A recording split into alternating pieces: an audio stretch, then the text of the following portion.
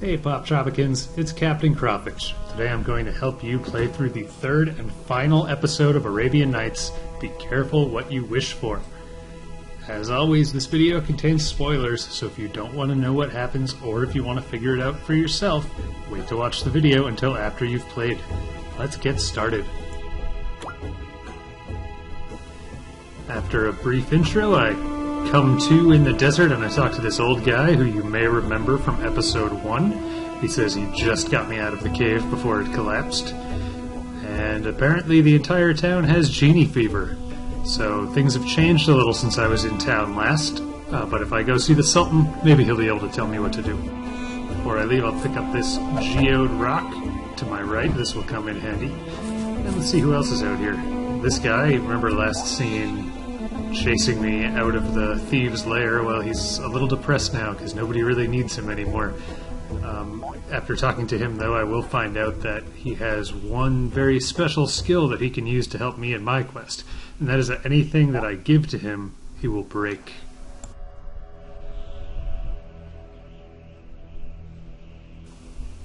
We can give it a try before I leave. May as well save some time. Up here in my inventory I have still this geode rock, and here's what happens when I hand it to him.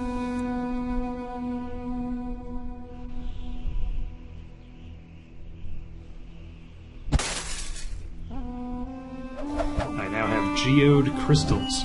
If you remember the role that the salt crystals played in Arabian Nights episode 1, that's what the geode crystals will do here. One more guy in the desert before I leave. This is a new character. He's somebody else looking for the genie. So keep going. We'll talk to a few people here. You can see, again, some changes since we were last here. But the trading system is up and running again. So I'll talk to this guy and just give you an example of how this works. I select my crystal and I can trade it for some sesame oil. We'll use all this stuff a little later, but for now, let's keep looking around and seeing what's what.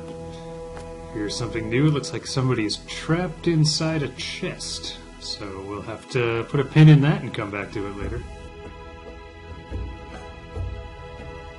If you remember the prison guards from episode 1, they're not quite so vigilant this time. They've essentially given up on guarding an empty palace, plus they, like everybody else in town, are looking for the genie. Here's the Sultan. We'll have a conversation with him and see if there's anything new he has to say to us.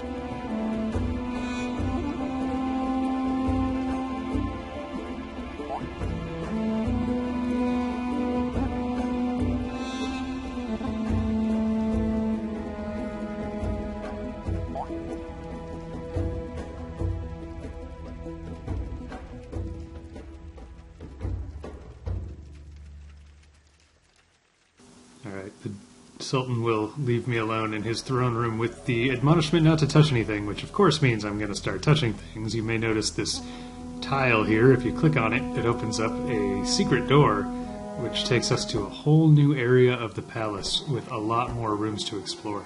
I start off in an atrium. Up here is a locked door. We'll probably be able to open that up a little bit later. This door is accessible right away, so let's go inside and explore and find that we are not alone in this room.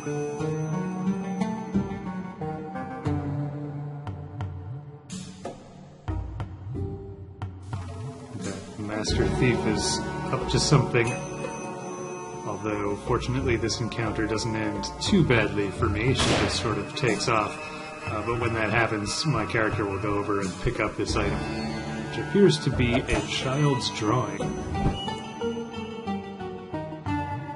And a locked diary. So that's 3 locked things we'll have to remember to double check on later on in the quest. The last place I can go from the atrium is to the Vizier's Tower. There are a couple of points of interest here. First is a crafting table, which you might remember seeing something similar in episode 2 of Arabian Nights.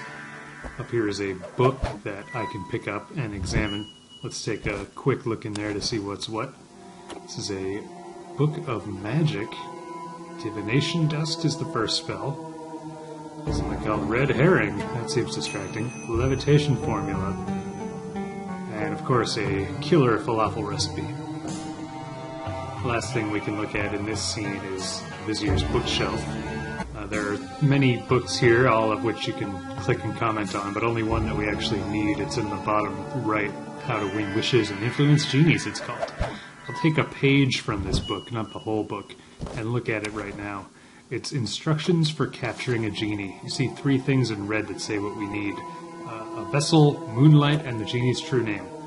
I don't have any of those yet, but hopefully I'll find them. Back in the bazaar, the genie is starting to leave a swath of terror throughout the scene. This woman wished to be beautiful, and the genie made her look exactly like him. Let's take a look around and see if we can find the genie somewhere. He's actually not far. He's in this barrel up here. You just see him poking his head out there. I can't get him out necessarily, but maybe that divination dust that I found the recipe for in the book, no magical spirit can remain hidden. So if I can find the 3 ingredients, maybe I can make this at the crafting table. Here I'll trade my sesame oil for a burlap sack. That's one of the things I'm going to need is a bolt of woven fabric. I'll have to go around a couple of times and make trades because each of these merchants has one of the things I need. I don't need that burlap sack just yet, so obviously I'm striking out here, but I'll head back down to the guy on the ground.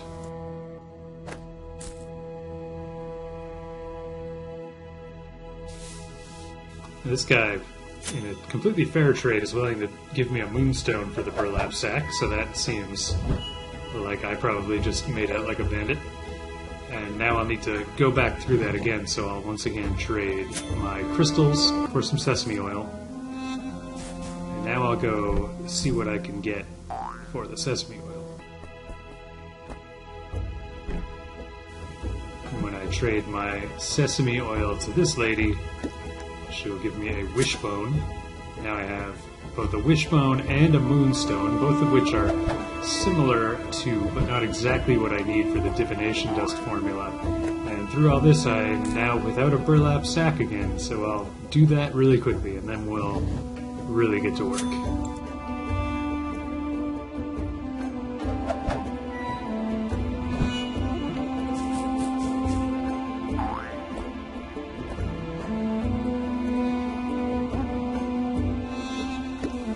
Another day in the life of an Arabian merchant. Now the formula calls for moon dust and bone meal, so I'll take the wishbone and the moonstone back to this gigantic enforcer dude in the desert, and he'll break each of those down into the object that I actually need. So when I give him the moonstone, he'll crush it into moon dust.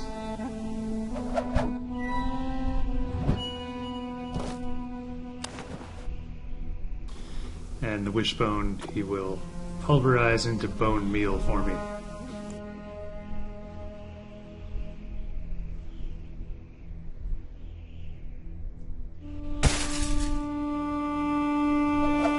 Great, now I have everything that I need to make my first magical formula, divination dust. So I'll return to the tower and click on the crafting table.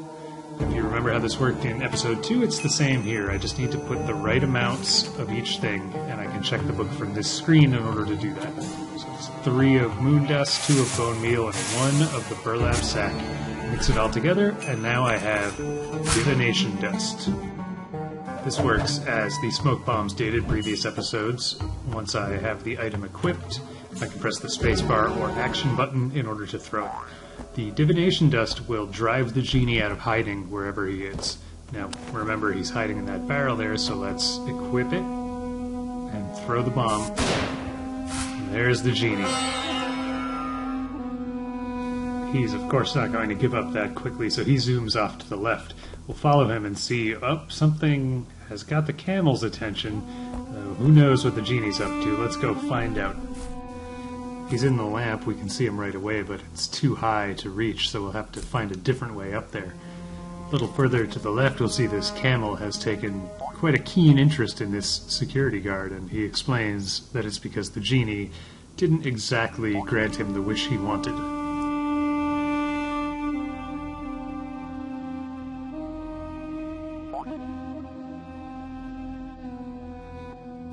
Wah, wah. Be careful what you wish for, that's why it's called that. Now this camel will start to chase him around. We can use that to our advantage. I'll run over here and jump up onto the camel's back. From here I can throw the dust and drive the genie out of the lamp. Which is pretty cool, but once again, he zooms off to the right.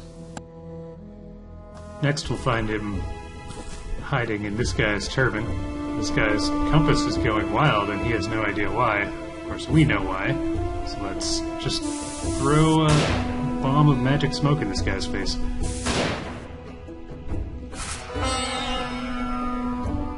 The genie has had enough of us, so he's going to take off, presumably to somewhere high in the air. And the guy in the turban has had quite enough of this genie hunting nonsense.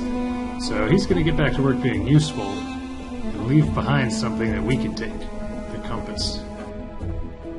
And there's one place that was fairly important in Arabian Nights episode 1 that we haven't been to yet in episode 3, so let's go there now, and that's on top of this tower in the desert. Here we'll see somebody else from Arabian Nights episode 2. This is the jailer. He's still holding that key. When we talk to him, we see that he's looking somewhat wistfully through the spyglass because he has a yearning for adventure but is afraid he'll get lost in the desert. Now, what do you do if you want to keep from getting lost? Well, usually you're going to want to use a compass. And I want to look through the telescope, so we have a classic standoff here.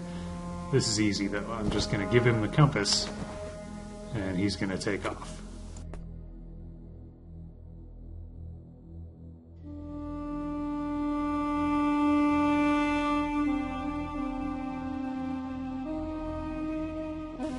He'll give me his skeleton key, which, if you recall all of those many locks we came across earlier, now it'll be time to start opening them.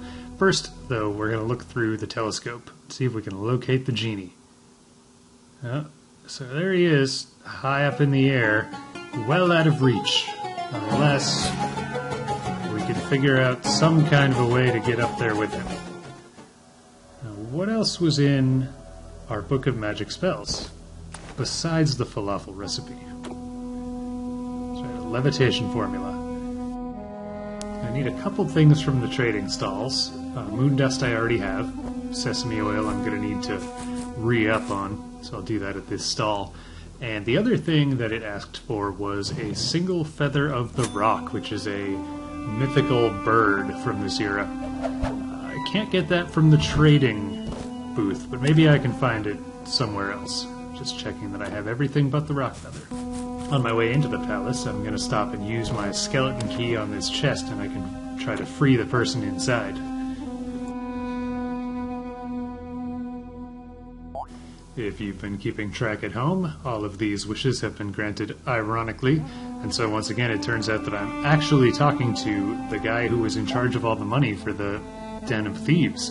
He's been turned literally into a treasure chest, which is not exactly what he had in mind. However, that means that he has no real objections to me reaching in and grabbing out a golden lamp, which may just be the magic vessel I need to capture the genie. What else was locked? The upper left-hand door from the palace atrium was locked. The skeleton key will work here too. We'll take a look at what's inside here. This is called the lamp room, and it's more or less empty right now, although there is a very large feather that fits the bill for what our formula is asking for. That is a rock feather.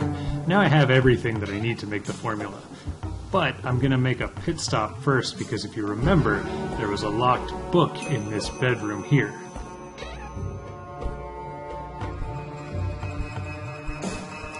I will use the skeleton key on the book, which turns out to be a diary, and if I read this entry, I may in fact find the true name of the genie. It says Samhal there. So now I have a magic vessel and the name of the genie, which are two of the three things I need in order to capture. Of course, I also need to be able to reach him way up in the sky where he is, so it's back to the crafting table now, and this follows the same process as it did before. I will check the recipe book for the amounts, and then combine them in that way. So that's the feather, 2 things of moon dust and then 3 of sesame oil. Mix it all up and I'll get a little flask full of levitation formula. Call me Captain Butterfingers. I drop it on this carpet here, and now, instead of being able to fly myself, I come into possession of a magic carpet. Admit it, you've been waiting for this for 2.5 episodes now. This thing is awesome. You get it in your inventory, and as soon as you use it, you can now fly anywhere. This goes from scene to scene. You can fly it all over. I had a lot more fun with it, but in order to make the video short, I've skipped ahead to the part where I confront the genie. Now I have the lamp, I have his name, so I'm gonna try to capture him. As usual, he's not so eager to be captured, and he's going to run off to what turns out to be the palace. Once again, tons of fun flying around on the carpet, but I'm skipping ahead. When I get to the atrium, I find him again, and he now decides to hide among all these things, which triggers this kind of spot the difference game. You see the genie conjure up a few versions of himself, all of which hide in these various vessels. So what we're going to do is swap our view between the real scene and the reflection. In the reflection, you'll see something move or change. You see the eyes moving. So then go back to the real scene and throw the divination dust at wherever he's hiding. Keep looking for him, and keep repeating this process until you have flushed him out of everywhere that he's hiding. Some of them can be very subtle, so keep looking for something. Oh, you see it was the eyes in the painting. And that's where the genie's hiding. Throw the dust at him there. And once he's driven out of hiding for good, he'll be brought back into the main scene. He doesn't give up easy. Now he's going to the lamp room. We'll follow him again, and I promise this is the last time we'll have to follow him.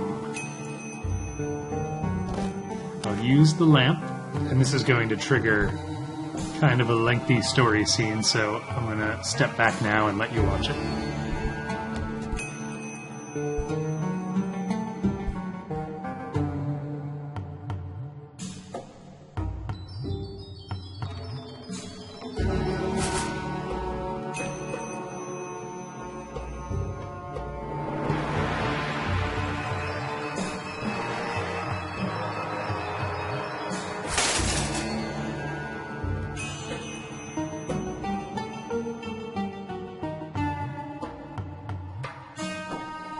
See, I said we wouldn't chase him anymore, and I was telling the truth. We're chasing her now that the thief has all the powers of the genie. So we head up in the carpet to the city. I'll try to plead with her, but of course she's not going to listen to reason. She will instead start conjuring very dangerous things out of midair to try to drop on me. I'll take off after her upward, and this leads to a chase scene in which she is magically creating things to try to drop on me. All I need to do is look for the red smoke that means something is about to fall, and just move to the left and to the right to make sure that nothing hits me. You can get hit a little bit without failing, but you certainly don't want to get hit too much.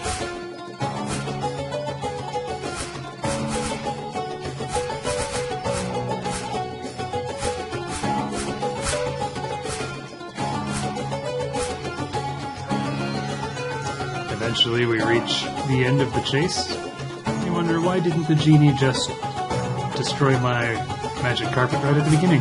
Well, then it wouldn't have been as fun. I fall out of the sky, and once again this is going to be mostly a story moment, so I'm going to step back and I'll check back in when it's time for me to do something again.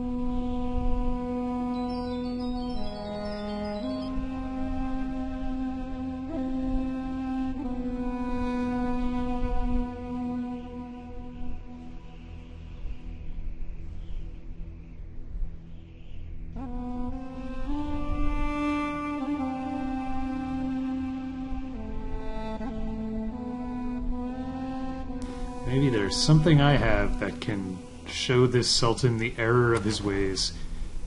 And it's this child's drawing. So yes, his daughter, who grew up to be the thief who turned into the genie, is just a heartsick kid who wants her dad back. Aww.